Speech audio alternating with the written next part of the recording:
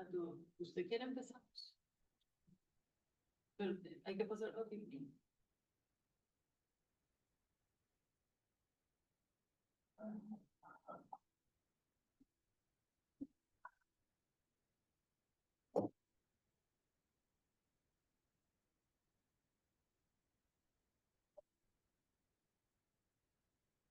¿Cuál filmina quiere que vaya, doctora?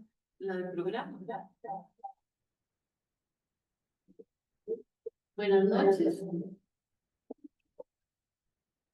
Soy Carmen Mares de la Asociación de Médicas y quiero darles la bienvenida a esta actividad, que es la primera actividad realizada por la Asociación Costarricense de Médicos 2025, y estamos muy contentos de la asistencia a nivel y a nivel presencial, dado que se comunicó con muy poco tiempo. Les agradecemos a todos que estén aquí. El programa ahorita es una breve presentación de lo que es la asociación, y después tendremos la presentación del doctor Esteban Avendaño Fernández, quien está estudiando en Rochester, Nueva York. Sin embargo, actualmente nos dio un momento de darnos aquí una charla presencial y nos hablará sobre los efectos neurocognitivos del caminar sobre el trabajo, sobre la memoria del trabajo, que está siendo beneficioso para la detección de la enfermedad de Alzheimer. Esperamos a las 8:10 realizar una sesión de preguntas y finalizar con las palabras de despedida. Sí.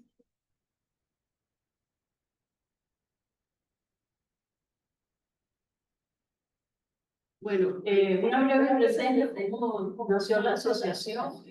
En el 2021, yo fui llamada a ser socio honorario de una asociación en Michoacán, con la idea de que se creara la asociación en Costa Rica. En el 2024 nos dimos a la tarea de buscar si existía o no, y vimos que existía la Asociación de Médicas de Costa Rica, fundada por la doctora Cinia Carvajal. Y pues, al estar ya en el trámite de extinción, decidimos crear una nueva.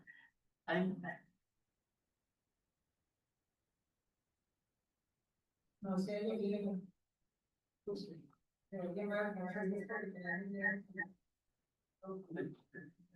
ya en noviembre de 2024 fuimos tres de nosotras al consejo de la Asociación Mexicana de Mujeres Médicas, y también de la Asociación perdón, de Mujeres Médicas de Latinoamérica. Ahí ustedes pueden ver que la bandera de Costa Rica estuvo presente en este congreso. Había 6 banderas y una de ellas la de Costa Rica. Y entonces, en diciembre se constituye oficialmente la Asociación Costarricense de Médicas. ¿Sí?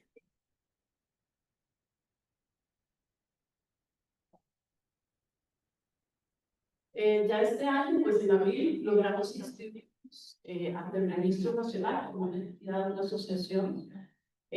Logramos participar en el evento de la Asociación Mundial Médica en Brasil, y ya en junio se enviaron trabajos para participar en el Congreso de Cairo, en el cual se aceptaron 2 de los 5 trabajos.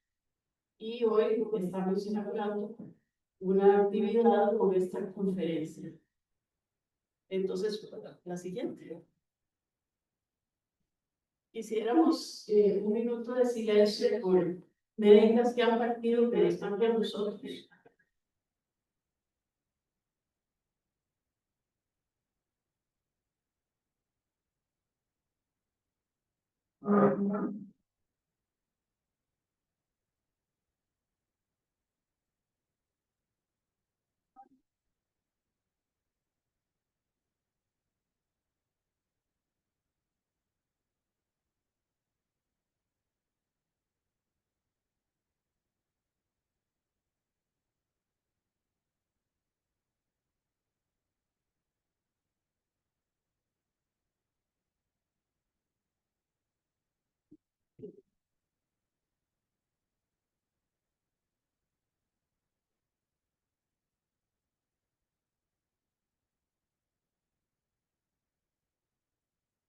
Bueno, gracias. Y también queremos agradecer a quienes han apoyado a la Asociación de Mujeres Negras de Michoacán, a través de su expresidenta Adriana Mejía, a la doctora Verónica Rodríguez, presidente de la Asociación Panamericana de Médicas, a la doctora Sana Kalash, de la Asociación Médica Mundial, y a la presidenta de la Asociación Médica Mundial, doctora Eleanor. No se pronuncia la apellido. Pasemos entonces a presentar a nuestro expositor. Bueno, y invitarlos a que sembremos, ¿verdad?, este árbol para que le dé sombra a las futuras médicas de nuestro país, ¿verdad? Hoy sembremos para un mañana de las médicas. Y ahora sí, presentemos al doctor Esteban Avendaño.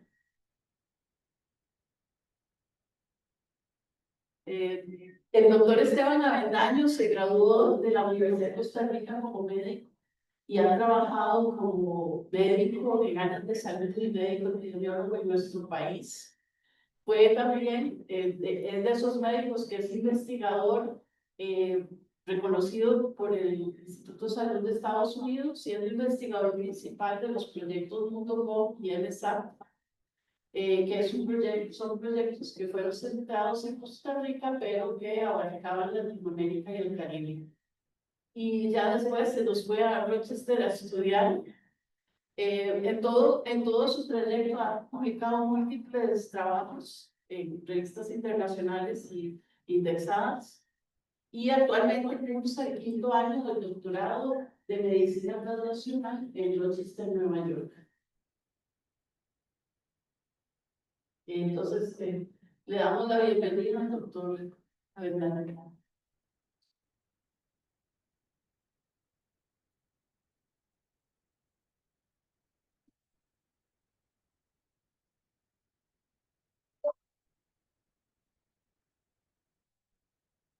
Bueno, muchas gracias. Es un honor realmente participar de la noche de hoy. Desde que empezamos a conversar de la posibilidad de esta charla, un honor ser, me acaba de decir, el invitado para la primera charla de la Asociación de Mujeres Médicas del Colegio. Entonces, es un gran honor y haber participado y tener aquí sus profesoras y amigas y a todas las que estaban en línea también. Entonces, muchas gracias por participar. Y la idea sería, yo voy a conversar sobre el tema de, estoy trabajando en investigación allá en Estados Unidos, aproximadamente unos 30-40 minutos, y posteriormente para que tengamos el tiempo de hacer las preguntas que deseen. Entonces, como dijo la doctora Avendaño, mi nombre es Esteban Avendaño y me ha gustado mucho siempre hacer, trabajar en investigaciones, y eso me llevó a hacer este doctorado en ciencias biomédicas transnacionales con el fin de buscar en algún campo relacionado con la navegación, que siempre ha sido como el énfasis que he tenido en mi producción, ¿no?, médica y científica. Entonces, en esta noche la idea es conversar un poco sobre los efectos neurocognitivos sobre la memoria del trabajo y caminar. Y esto eventualmente todavía está en proceso, pero que eventualmente pudiese servir como una forma para identificar cambios que podrían llevar a la detección temprana o seguimiento de forma objetiva para trastornos neurocognitivos como la Alzheimer.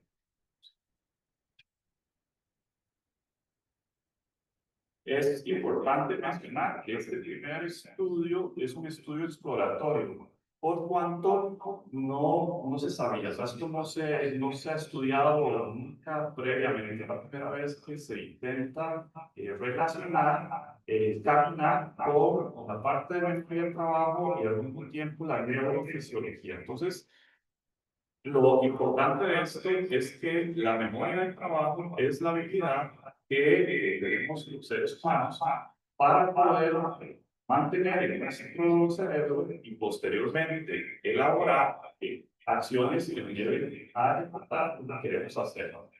Esto es necesario como base del comportamiento.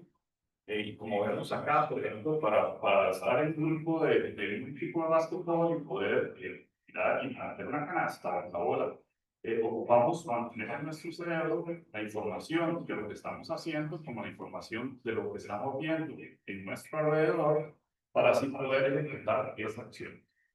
Entonces, la memoria del trabajo, hemos visto y se sabe que no es solamente la memoria a corto plazo, sino que es ese proceso cognitivo que nos lleva a ejecutar de forma satisfactoria la acción. Entonces, sabemos que es esencial para aprender, para planificar, para tomar decisiones, entender el lenguaje y resolver problemas. Y algo que les tengo que pedir disculpas de antemano es que van a haber algunos términos que algunas de las partes de las diapositivas van a estar en inglés. Esto por lo que hemos ido realizando del trabajo en el laboratorio.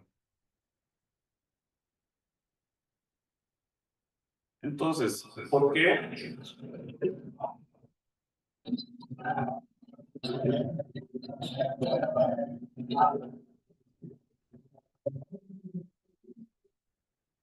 Ok, ese era el ejemplo. Ese partido, desgraciadamente, la Universidad de Coche se lo perdió, pero estuvo muy interesante haber participado en esa actividad. ¿Por qué Alzheimer?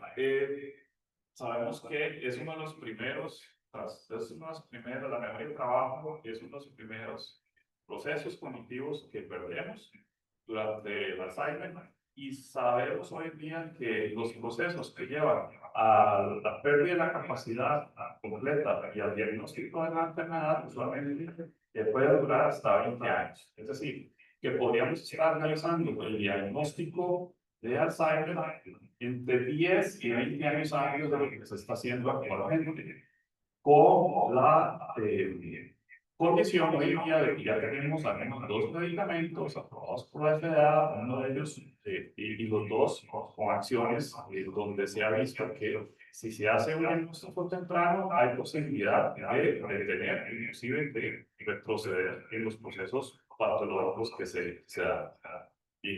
Y por otro lado, sabemos también de que hay formas de prevención en donde podemos no detener completamente, pero se puede recuperar el ejercicio o los hábitos. Entonces, tener esta capacidad de monitorización, de monitoreo objetivo, es importante. Y la cifra es más que convincente, más de 55 millones de personas a nivel mundial hoy en día viviendo con Alzheimer. Ni siquiera aquellas que están en riesgo, sino que ya viven y viven con enfermedad. Y todo lo que esto conlleva. Un poco para explicar lo que estamos haciendo y lo que les voy a presentar en términos de los resultados de la investigación es qué es la memoria de trabajo. Entonces, a forma de un resumen, hay diferentes modelos de lo que es memoria de trabajo. El modelo más aceptado y el tradicional, que es el del doctor Barley, un inglés, donde él lo que describe es que tenemos un sistema ejecutivo central que es inicialmente llevado bajo nuestra prefrontal cerebral, que está relacionado con lo que se llama un buffer episódico, que es aquello que conecta lo que se lleva a cabo a nivel prefrontal con la memoria o lo que tenemos almacenado en el hipocampo y todas las zonas relacionadas con memoria a largo plazo. Y tenemos dos formas de ingreso de información que están más estudiadas.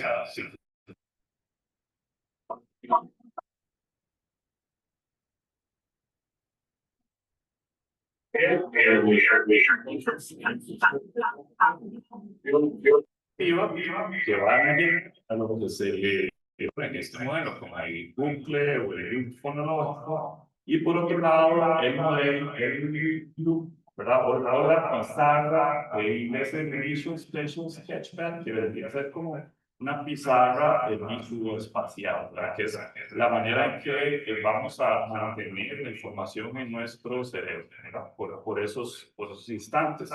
Entonces, la interacción entre la información que estamos recibiendo con los procesos que se van dando a nivel cognitivo, a nivel cerebral, son los que van a llevar a una ejecución adecuada de la memoria.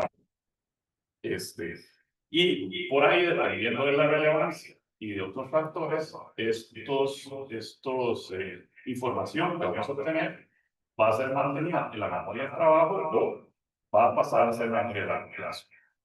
Si quiere la otra, no. Ok, y entonces, ¿qué y por qué estamos estudiando esto? Hay formas de entender la neurofisiología y sabemos por estudios que se han hecho previamente, tanto en nuestro laboratorio como en otros, que no es lo mismo estar sentados y ejecutar acciones, sentados estar y ejecutar acciones cuando estamos caminando. Entonces, si quieres la siguiente. Y esto nos puede llevar a entender estas diferencias entre el comportamiento y la ejecución de la parte neurofisiológica entre estar sentados y caminar, y esto ya se ha visto con otro tipo de procesos neurológicos, nos pueden llevar a identificar diferencias que podrían ser útiles para posteriormente buscar esas mismas diferencias en personas con trastornos o factores de riesgo para otras enfermedades.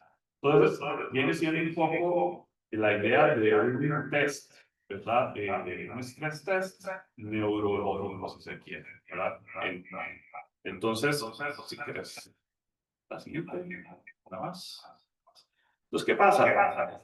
Sabemos que hacer y estar y tener que resolver un problema cognitivo, ¿verdad? Hablar por teléfono, o tener que resolver alguna situación específica, y caminar va a desarrollar a nivel cerebral condiciones que previamente, hasta hace unos años, se pensaban eran siempre detrimentes en los procesos cognitivos, ¿verdad? Sabemos hoy en día que caminar, en algunos casos, eso es así, pero no siempre. Entonces ya dejamos de llamarle a esa combinación, o a realizar un proceso, una acción cognitiva con caminar, un proceso deprimente a nivel cognitivo-motor. Entonces, hoy en día sabemos que esos son interacciones, por eso el nombre, interacción cognitivo-motora, en inglés le llamamos Cognitive Motor Interactions, que previamente se le conocía como Cognitive Motor Interference, o sea, que había interferencia o había proceso donde caminar era deprimente para el sistema. Sin embargo, sabemos que eso no es así. Entonces, la siguiente. La idea detrás de esta investigación es caracterizar esos efectos de la interacción cognitivo-motora en la memoria del trabajo, junto con la carga de memoria, que es la elevación o elevar la cantidad de ítems que tenemos que recordar para poder dar una acción de manera correcta. Entonces, combinando los dos, combinando una mayor carga de memoria junto con una mayor carga de trabajo a nivel motor, que sería caminar, esa caracterización es la que pensamos nos podría llevar eventualmente a tener estas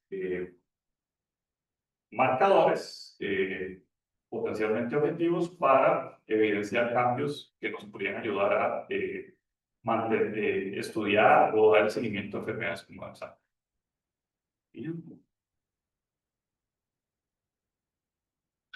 Entonces, aquí esto es como la traducción, esto es como cuando uno ve las traducciones de las películas de Hollywood, ¿verdad? De español a inglés a español y inglés a español. Entonces, el tipo de estudio, específicamente el test cognitivo que hicimos para esta investigación, en inglés el nombre es, y ahora lo van a ver, es Delayed Match Sample, que es, en español la traducción que se utiliza es coincidencia retardada con la muestra. Entonces, si quieres darle clic ahí. Y esto lo que quiere decir es que presentamos una imagen o puede ser una señal auditiva también, en este caso es una imagen. Esa imagen se deja de observar por un lapso de tiempo, posteriormente se observa otra imagen y esta segunda imagen es la que es bajo la cual le vamos a pedir al observador que ejecute la acción. Entonces, si quieres darle clic, dale otro, dos más.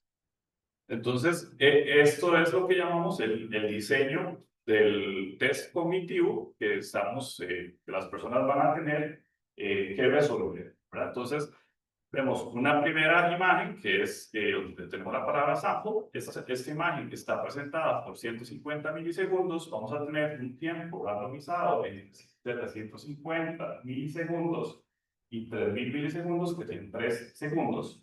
Y a partir de ese momento se presenta una segunda imagen que sería la muestra, ¿verdad? Y cuando se presenta esta muestra, que es por otros 150 milisegundos, o sea, es bastante rápido la presentación de la imagen, es que la persona que está ejecutando la acción tiene que decidir si le va a hacer clic, o sea, si va a apretar el botón de un joystick de un Nintendo Switch o no, ¿verdad? Entonces, de ahí vamos a tener la respuesta del participante y posteriormente se da un tiempo que también es randomizado entre 500 milisegundos y un segundo entre un test y otro. En el caso de nosotros hicimos, son 14 bloques y tenemos 6 bloques de test donde la persona está sentada, que son 80 veces, tienen que decidir si responden o no, y son otros 6 bloques de 80 cada uno, de 80 momentos en los que tienen que decidir. Entonces, en total tenemos 960 tests en los que la persona tiene que tomar esa decisión o no, y esos 960 tests, de la mitad sentados y la otra mitad caminando, son las que vamos a comparar de forma electroencefalográfica, perdón, y en cuanto a la capacidad de respuesta. ¿Ok? Si quieres dar a la otra. Entonces, los estímulos que se seleccionaron para este test fueron colores y la palabra que representa ese color. Eso se seleccionó en parte porque están bien estudiados y aquí entonces tenemos una combinación de imagen, es una señal visual, pero cerebralmente eso se interpreta y se procesa. Una cosa se interpreta por una parte el color y por otra parte la palabra. Entonces tenemos una combinación de una imagen por un proceso semántico del lenguaje. Entonces, eso nos facilita o nos da la oportunidad de estudiar combinaciones donde tenemos estímulos que son congruentes o estímulos incongruentes. Entonces llamamos estímulo congruente cuando tenemos la palabra, por ejemplo en este caso, rojo en rojo, pero podemos tener la palabra rojo en amarillo, que sería incongruente, y el primer estímulo, en este caso, que es rojo-rojo, es congruente, y el segundo del rojo-rojo es congruente. Eso nos da un test que en este caso le llamamos un match. Entonces, como son iguales, en este caso la persona tendría que estripar el botón del joystick igual en la opción B, porque a pesar de ser incongruentes, son iguales. Entonces, la persona también tendría que estripar el botón.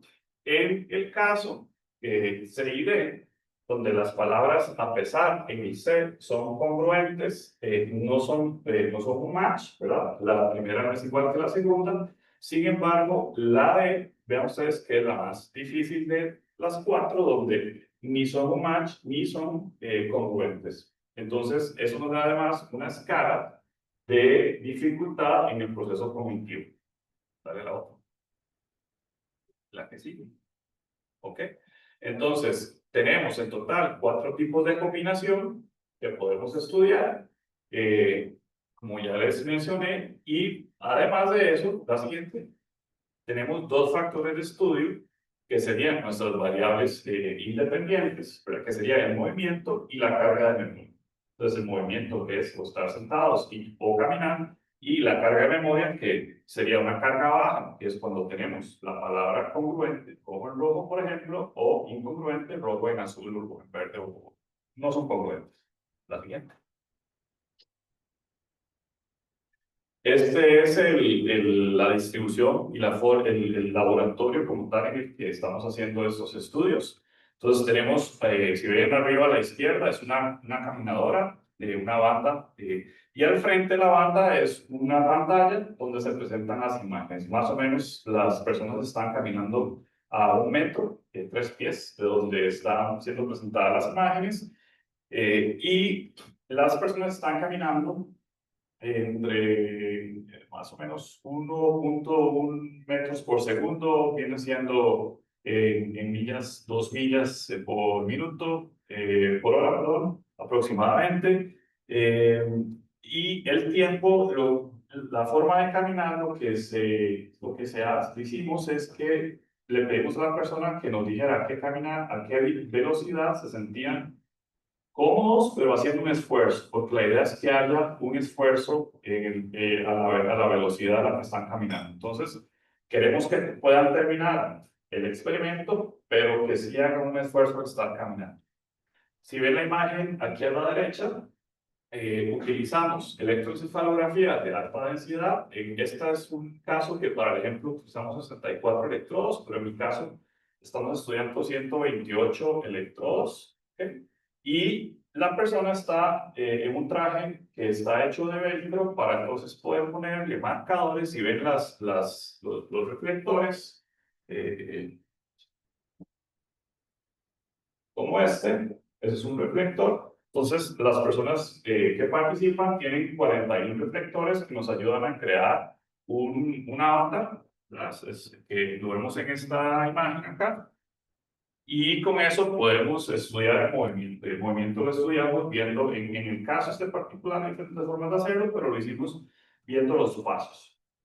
Entonces podemos estudiar la cadencia y podemos estudiar diferentes aspectos del movimiento también.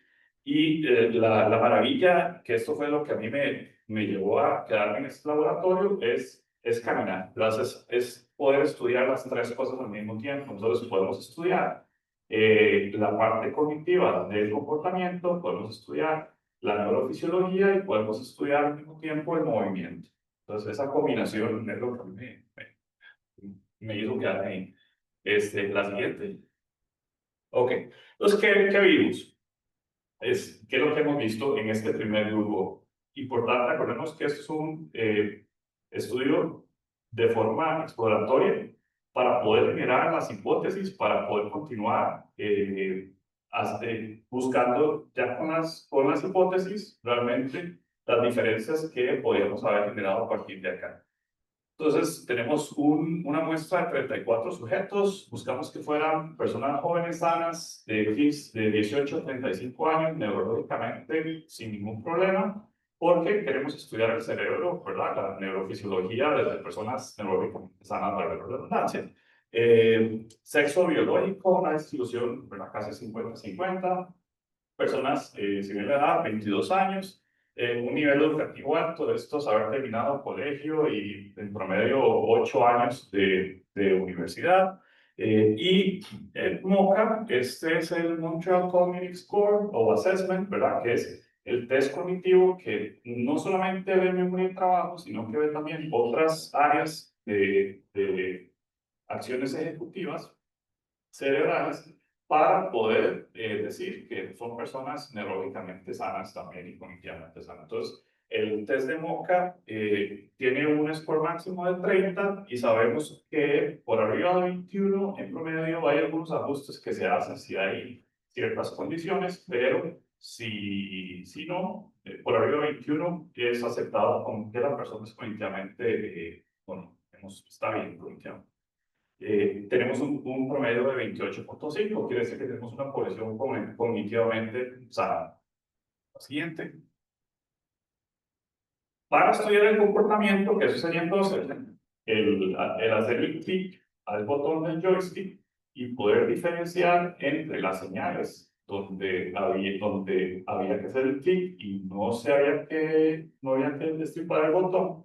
La forma de estudiarlo, la medida que utilizamos, es lo que se llama como D'. Entonces, el D' o D' es una forma de identificación de señales, es una relación, ¿verdad?, entre los hits, que es cuando es un match, ¿verdad? Si es igual la primera señal que la segunda y hay que estripar el botón.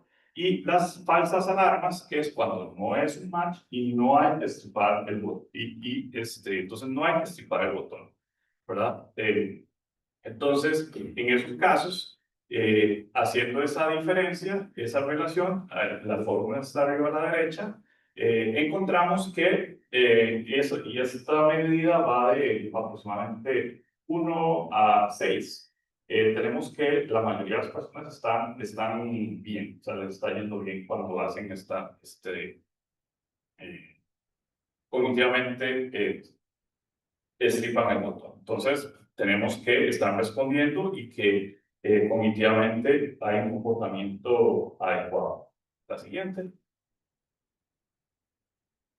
De las cosas más interesantes, o de las primeras más interesantes, porque todo ha sido muy interesante.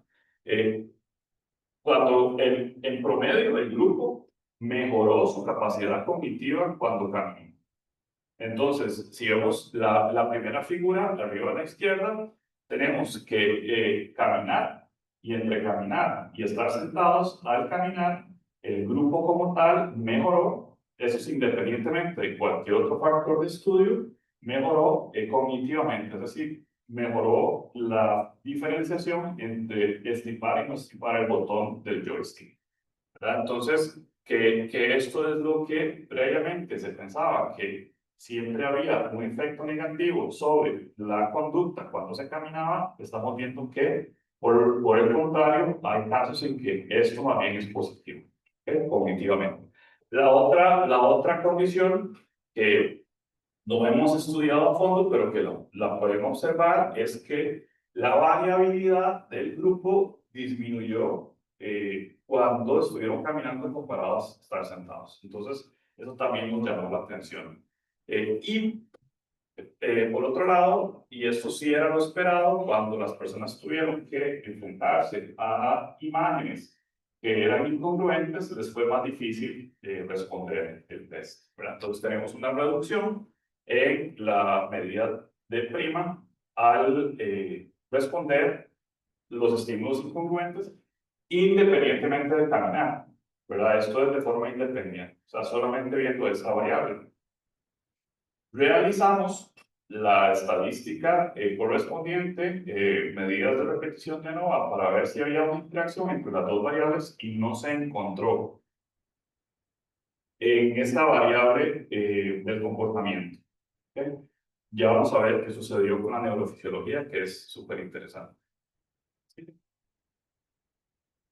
Esta gráfica la dejamos ahí, es súper interesante porque si buscamos la diferencia entre los participantes con respecto a los extremos, el 25% de las respuestas, vemos que hay un grupo de personas que mejoran, hay un grupo de personas que no mejoran, y hay un grupo de personas que empeoran al responder el test cognitivo y caminar. Entonces, cuando vemos la comparación entre estar sentados y caminar, no, a pesar de que el grupo como un todo mejora, no todos en el grupo están mejorando, ¿verdad? Entonces, eso es muy interesante, porque ya nos empieza a hablar de que en un futuro, con grupos más grandes, esto realmente podríamos ver diferencias que podrían estar dando inicio, ¿verdad?, de esos factores objetivos que estamos buscando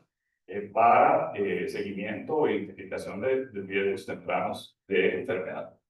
La siguiente.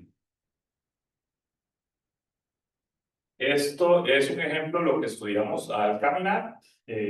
Y entonces, aquí donde vemos ST, esta medida de ST es cuando las personas están, esto es single task, que es cuando solamente estaban caminando, y DT, que es double task, es cuando estaban caminando y respondiendo el test cognitivo. En este grupo de adultos jóvenes sanos, neurológicamente, lo que vimos es que no había diferencia en la distancia de la zancada, o sea, cuando de dos pasos, o sea, la suma de dos pasos, con uno con el pie derecho y otro con el pie izquierdo, no hubo diferencia cuando estaban respondiendo al test cognitivo o solo caminando.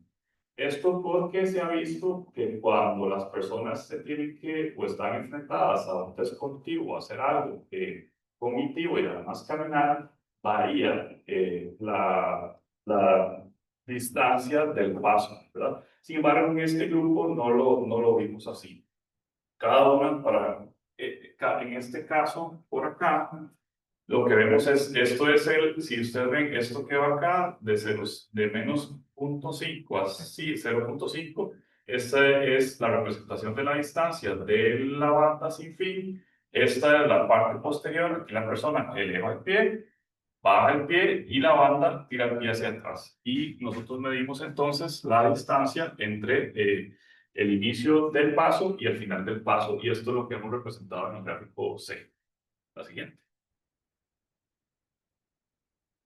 Y la última parte del análisis, entonces, la parte neurofisiológica. Acá, ¿qué es lo que bueno, la electrocefalografía, para lo que es súper rica es para estudiar el tiempo, o sea, es súper buena temporalmente, no es tan buena para poder observar la localización del origen de la señal eléctrica cerebral, ¿verdad? Cortical. Es porque por la forma en que está distribuido la corteza cerebral, sabemos que hay los pliegues, ¿verdad? Entonces, las fisuras, sabemos que lo que estamos observando es la suma de la señal eléctrica que está siendo perpendicular al electrodo, ¿verdad? Entonces, eso es importante tenerlo en cuenta. Sin embargo, podemos tener un acercamiento a esa distribución, a esa localización a nivel del cuero cabelludo de la señal eléctrica del corazón, del cerebro, que la medimos en milivoltios, ¿verdad? Entonces, esto lo vemos como potenciales evocados, que viene siendo el tiempo, y aquí vamos a ver, el tiempo cero es cuando se presenta la imagen en la pantalla que están viendo los participantes. Tenemos menos 200 o 200 milisegundos que utilizamos de línea de base, ¿verdad? Para poder hacer la comparación. Entonces, lo que estamos viendo aquí es la sumatoria, ¿verdad? Y el promedio de todos los cortes que se realizaron de todos los participantes para este test específico en esta localización. Entonces, por ejemplo, estamos viendo que es la localización occipital de este electrodo, que es la convención 1020, ¿verdad? La convención electrocefalográfica de colocación de señales de electrodos. Y por acá, entonces, vemos los potenciales que se evocan a partir de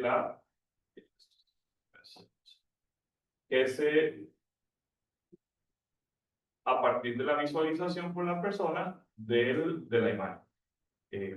Y luego, en este segundo gráfico, es lo que vamos a ver, y es en los que vamos a ver la suma, ¿verdad? De todos los electrodos en ese tiempo. Entonces, es una relación de la señal electroencefalográfica de toda la corteza representada a nivel de cuero cabelludo. Siguiente. Entonces, ¿qué es lo que observamos en esta población, en este grupo? Lo primero, como es un estudio exploratorio, empezamos por valorar, por ver qué señales había a nivel de línea media, ¿verdad? Y seleccionamos porque en otros estudios donde se ha hecho también la comparación de estar sentados y en la introducción del movimiento en las señales electroencefalográficas y de esta interacción cognitivo-motora, se ha visto cambios a nivel de línea media. Entonces, utilizamos estos cinco electrodos que los ven acá. Entonces, prefrontal, frontal, centro parietal, parieto occipital y occipital. Que por la convención 2020, entonces tenemos FPZ, FZ, CZ, PZ y OZ. Y acá entonces podemos ver los tiempos que les mencionaba antes. La línea, este es el tiempo cero, 250 milisegundos, 500, perdón, un segundo, o 1500 milisegundos sería un segundo y medio. Y lo súper interesante es que en todos los tiempos, ¿verdad? Aquí podemos ver en este gráfico, pero que aquí también lo vemos acá, a los 500 milisegundos, la primera fase de lo que sería la memoria de trabajo, que es la codificación de esa imagen que estamos viendo en algunos de las señales. Ya vemos que hay diferencia entre estar caminando y ¿verdad? Que sería la roja, y estar sentados, la línea azul. Y eso ahora vamos a hablar un poco más de esas diferencias, pero ya vemos que hay diferencias. Y luego la parte o el tiempo de mantenimiento, que tiene diferentes nombres también, pues cuando estamos manteniendo esa palabra o esa imagen en nuestro cerebro, ¿verdad? También hay diferencias, ¿verdad? Entonces, entre caminar y estar sentados.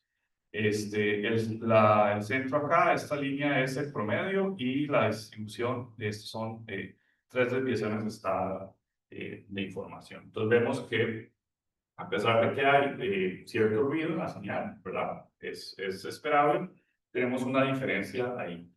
Una vez que vemos esa diferencia en estas electrodos seleccionados, al ser esto una investigación exploratoria, corremos esta tabla, que es una tabla donde hicimos un test de cluster de Monte Carlo, estadísticamente, para buscar diferencias entre estar sentados y caminar a partir del nivel de la variación por un valor de P, ¿verdad?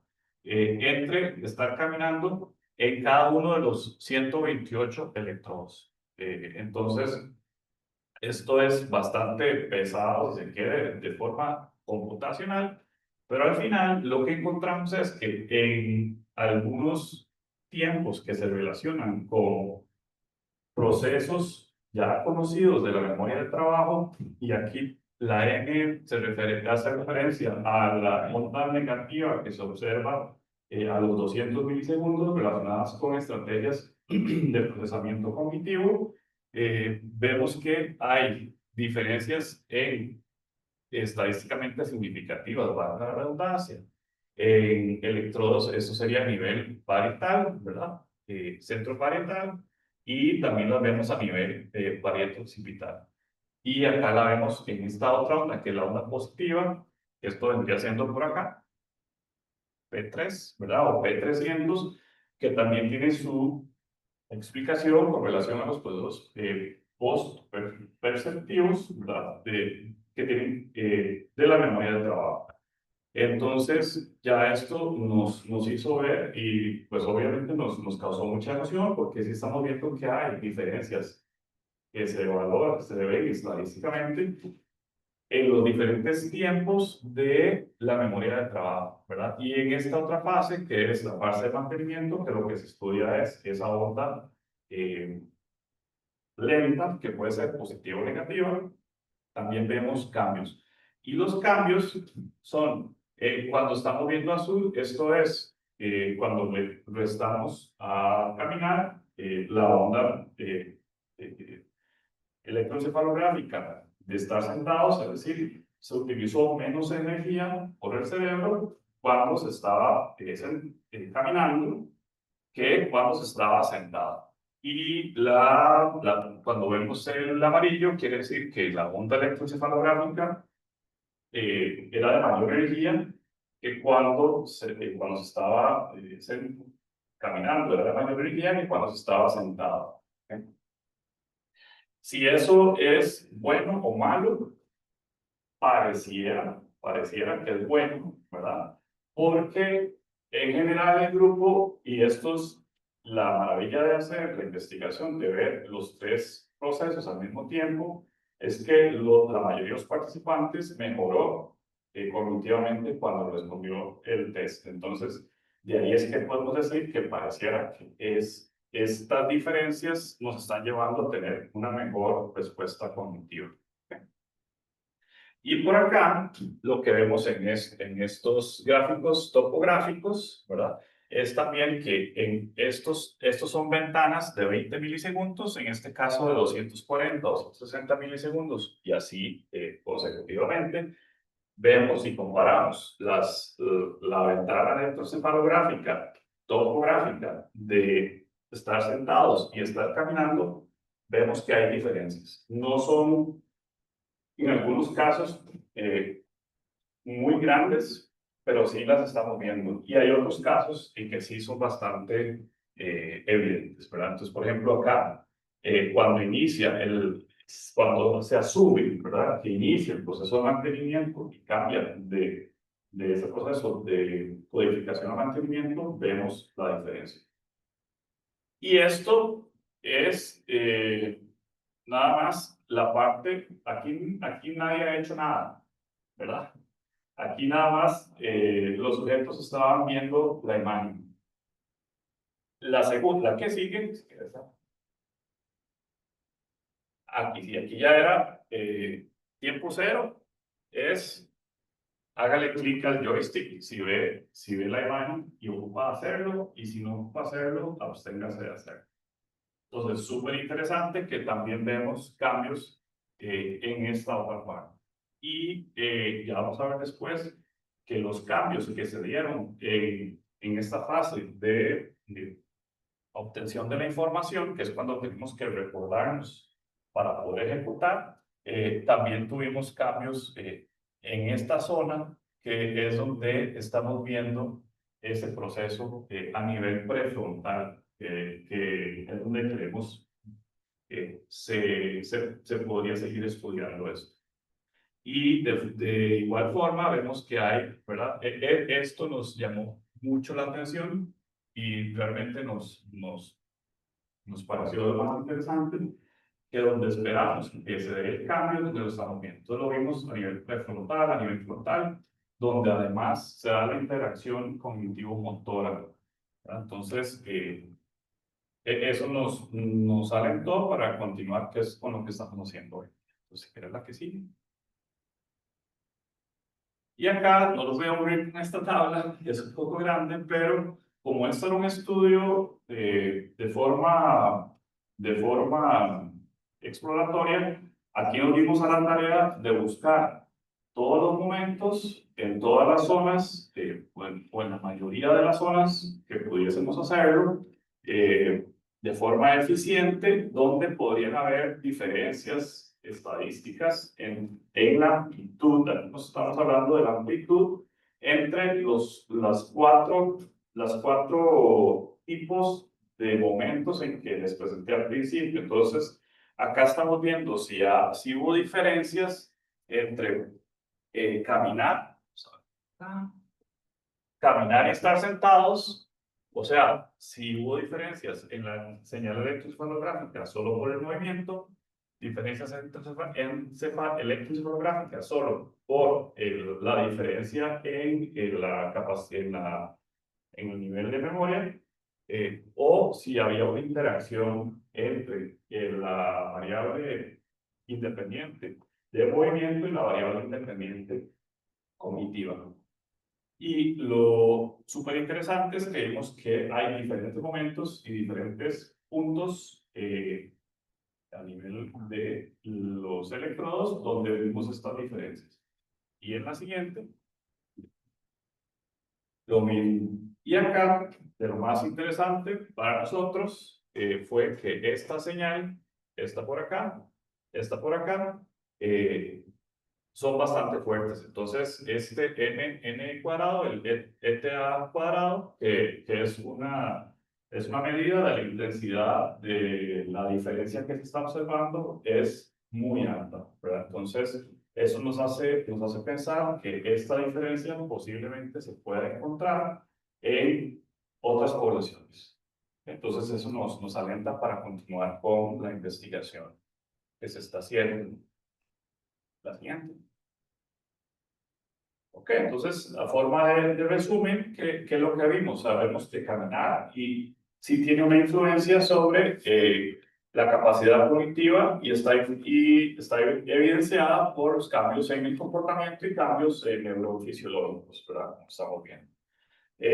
Vemos que una mayor carga de memoria disminuye la capacidad cognitiva de la memoria de trabajo, pero no hay una interacción entre la carga cognitiva, una mayor carga cognitiva y caminar, ¿verdad? En la parte de comportamiento, o sea, en la parte cognitiva de ejecución.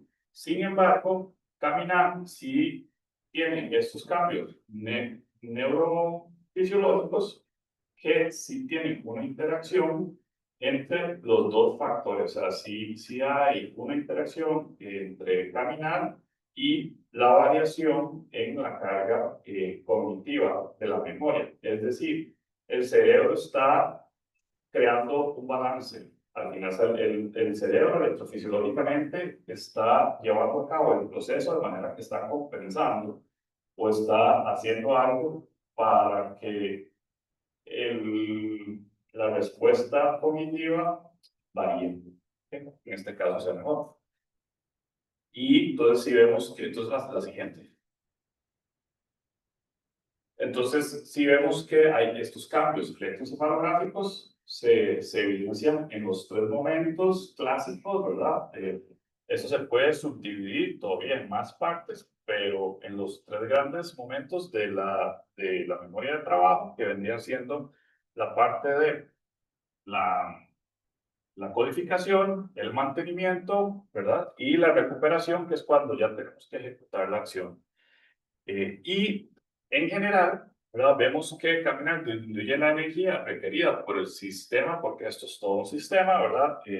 Y si ahí, pues, lógicamente que no entré en la parte neurológica de la distribución de la señal visual, pero hay diferentes componentes de que, ¿verdad? Tenemos que ver bien, posteriormente un tálamo, ¿verdad? De núcleo geniculado lateral que esté funcionando bien, además la parte visual, y hay diferentes componentes en esta zona y que después, dependiendo del tipo de imagen, vamos a tener caminos relacionados con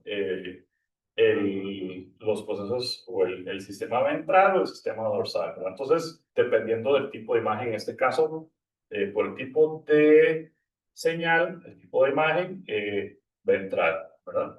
Pero entonces, en los adultos sanos, jóvenes, sí vemos que caminar tiene esta influencia, la que sí. Y entonces, ¿qué es lo que creemos y nos gustaría? Lógicamente esto posiblemente, no posiblemente, no, esto va a llevar tiempo en poderse realizar, pero a partir de aquí tenemos evidencia para poder plantear hipótesis sobre los efectos de caminar en el comportamiento y en los cambios neurofisiológicos que eventualmente nos podrían llevar a identificar grupos de mayor o menor vulnerabilidad para, con enfermedad neurodegenerativa, llevar y tener cambios en estas enfermedades que son difíciles porque la percepción y dependiendo de la capacidad cognitiva con la que se inicia, el cambio va a ser distinto, ¿verdad? Y eventualmente tener identificación objetiva del efecto de estrategias de prevención o terapéutica sobre Alzheimer, especialmente si se puede combinar con otras formas de diagnóstico, tratamiento o de diagnóstico, como pueden ser los test cognitivos, como vimos, o como con otros factores de riesgo, por ejemplo. ¿A que sí? Obviamente que esto tiene limitaciones también, ¿verdad? Entonces es un grupo muy específico, adultos jóvenes, La electroencefalografía tiene sus limitaciones, como les mencionaba, es muy buena para la identificación temporal de cambios, pero no tanto así para identificar el origen de la señal. Y este primer estudio fue un estudio exploratorio. La que sigue. Y de acá, entonces, lo que seguiría es ampliar los grupos de estudio, realizar la exploración, y ahora sí, bajo hipótesis, ¿verdad? Con base en estos resultados, y ojalá poder buscar estas diferencias también en grupos con factores de riesgo, para poder empezar entonces a valorar si hay cambios en estos grupos y eventualmente explorarlo también en personas ya con algún tipo de cambio cognitivo, como sería, por ejemplo, eh, trastorno cognitivo temprano o moderado. ¿Okay? Y esto, bueno, muchas gracias a todos acá, los que están por aquí y todos ustedes que están viendo la presentación. Y una vez más, muy agradecidos por la invitación y la posibilidad de dar la charla el día de hoy. Y ojalá que no sea la última. Y preguntas. Claro. Y esto, bueno, todo el equipo de trabajo, como les decía, no soy solo, sino que hay todo un equipo de trabajo y de compañeros que de una forma u otra me han apoyado y que desde ahí es posible presentarles esta información hoy.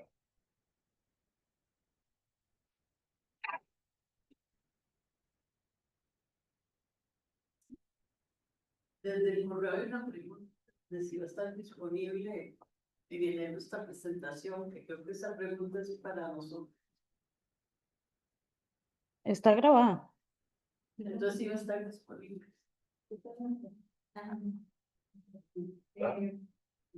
Muchas gracias por la presentación, me parece sumamente interesante. Doctor, tengo una pregunta. En varias ocasiones mencionó que eran pacientes adultos jóvenes y sanos.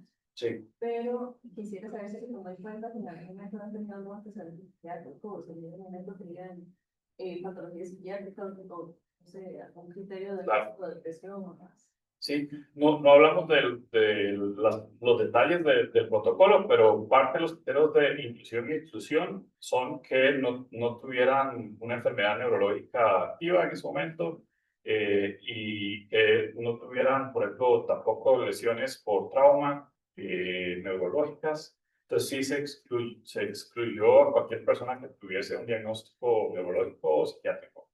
Sí.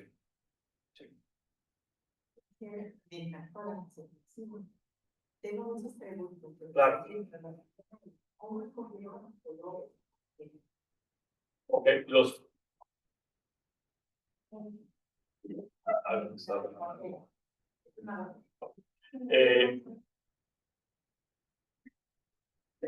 los colores se escogieron, son colores clásicos, ¿verdad? Y se escogieron 5 de forma que tuviésemos la posibilidad de crear combinaciones. Hay todo un tema detrás de esto que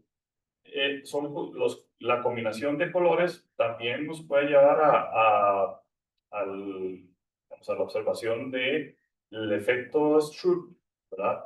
Pero como en este caso no estamos generando, no estamos pidiendo que se diga de forma verbal la diferencia, si es el color o si es la palabra, entonces ese efecto no lo estamos generando. Y la cantidad de colores se generó para tener variabilidad, ¿verdad? En el test. Entonces, y son colores que se estudian y que hay bastante literatura detrás de ellos. Entonces, se conoce y hay bastante información sobre el efecto que producen al verlos. Entonces, claro, gracias por la pregunta, doctora. La idea es, con base en esto, entonces reproducir el estudio, pero ahora sí ya con la hipótesis de que vamos a ver cambios, y ya sabemos cuáles cambios, ¿verdad? En estos electrodos específicos a nivel, a nivel de línea media, ¿verdad? Que estamos estudiando, de forma prefrontal, frontal y parietal principalmente, aunque también los vimos en la zona centro-parietal y occipital. Pero donde se vio el cambio más fuerte es en la zona prefrontal y frontal, que es donde sabemos que están los efectos de memoria de trabajo por la parte del procesamiento ejecutivo cognitivo. Y posterior a eso sería buscar la asociación de estos factores con, o de estos cambios con factores de riesgo y con ya como ir adentrándonos en la parte de Alzheimer como tal.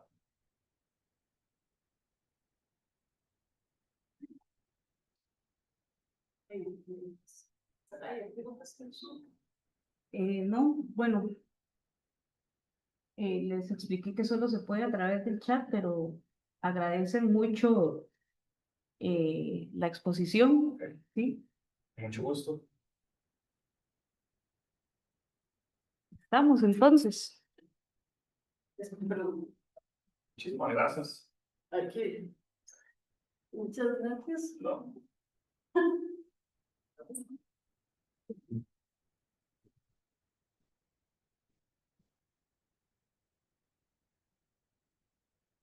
Pues aquí un pequeño reconocimiento al esfuerzo. Muchas gracias. Y bueno, no, le deseamos muchos éxitos Muchas gracias. con esta innovadora investigación.